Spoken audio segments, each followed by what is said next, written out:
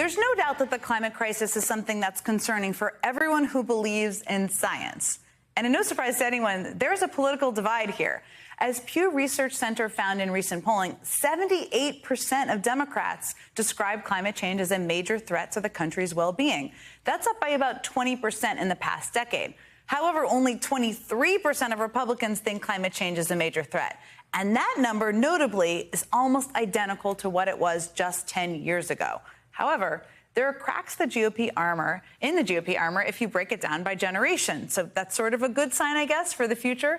Pew Research also found, quote, younger Republicans and those who describe their views as moderate or liberal are much more likely than older and more conservative Republicans to describe climate change as at least a somewhat serious problem and to say human activity plays a role.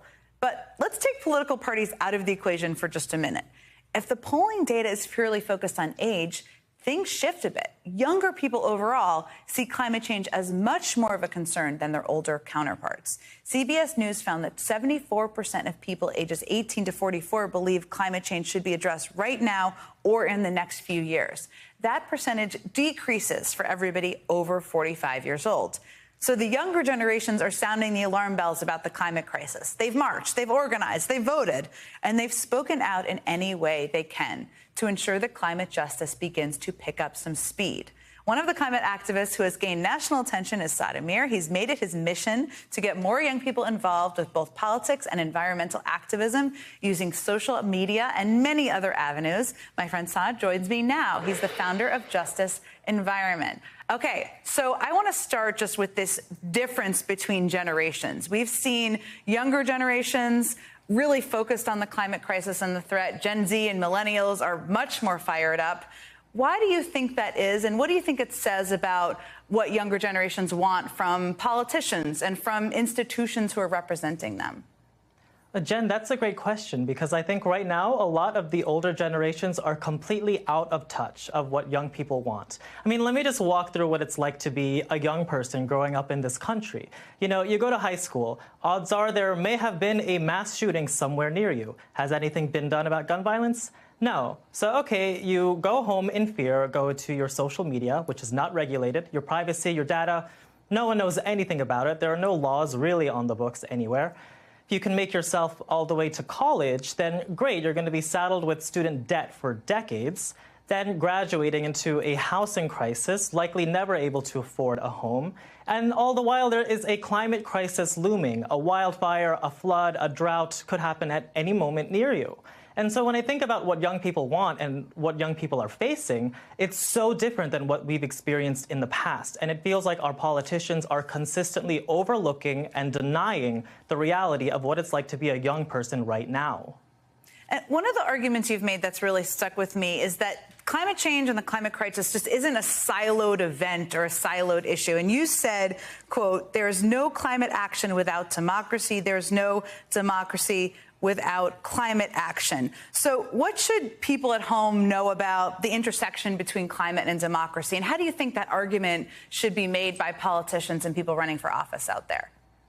I mean, right now, if you look at the political landscape of America, the only reason that we have seen climate change become a top issue in this country is because of democracy. It is because of the young people, queer people, people of color all across the country who have marched, organized, showed up, and voted in order to put that as a top issue in this country. And so when we see attacks against democracy in this country trying to ban those same exact groups from being able to vote, it's pretty clear which issues they're attacking. And those issues are the climate crisis and the ability of young people to be able to represent themselves. And as our political leaders gear up for 2024, another major election cycle, they need to make climate change and climate justice an issue that's top of mind, because if they don't, then they're really not going to get the votes and they're not going to be able to galvanize the momentum of this core essential young group of voters. So as much as young people do care about this issue, people 44 and under, I'm happy I fall into that category still, it is still not a top-ranked issue. It ranks usually several rungs below a number of other issues, whether it's the economy or even voting rights or other topics that are on the minds of voters. How do you elevate this issue as more front and center and one that people are actually going to the ballot box to focus on and vote about? Well, I think when you speak with younger voters, climate change is often a top issue. When looking at all the other issues, I mean, I don't blame people for looking at their pocketbooks and thinking of their day-to-day lives, social justice, as major core other issues, because let's be real, people face those issues all the time.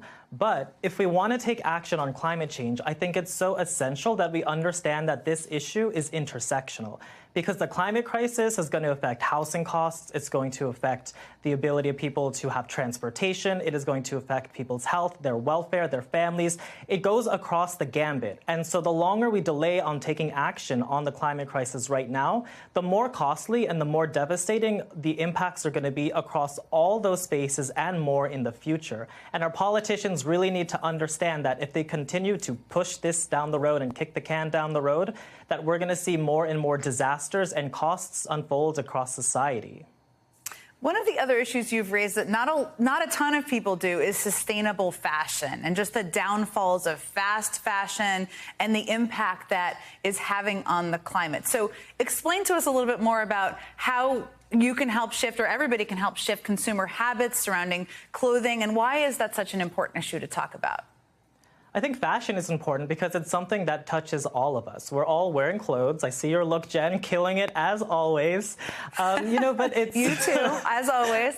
You know, we show up. But it's really about thinking about what our clothes mean, right? When I think about the average T-shirt, it's been touched by over 100 hands before we ever get to purchase it.